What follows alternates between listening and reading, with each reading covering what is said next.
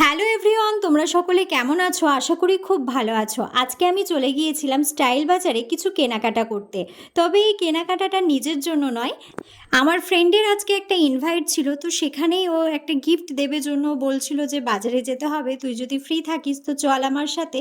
তো আমি সেদিন ফ্রি ছিলাম, তাই বললাম যে চল যাওয়াই যাক, তাহলে স্টাইল বাজারেই যাওয়া যাক। তো সেখানটা গিয়ে আমরা কালেকশনগুলো ঘুরে দেখছিলাম আর ভাবছিলাম কি দেওয়া যায়। তো এই কালেকশনগুলো দেখতে দেখতেই আমার একটা টপ ভীষণ ভালো লাগলো। তো আমি একটু ট্রাই করলাম, টপটা দেখে বেশ ভালোই লাগছিল। তোমরা জানিও কমেন্ট করে কেমন লাগছে এই টপটা পরে।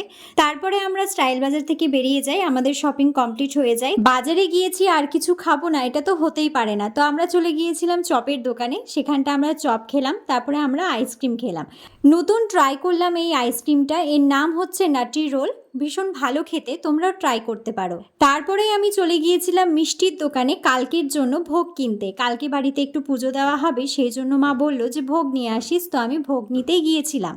আমার ভোগ নেওয়া কমপ্লিট, এখন আমি যাচ্ছি বাড়ি।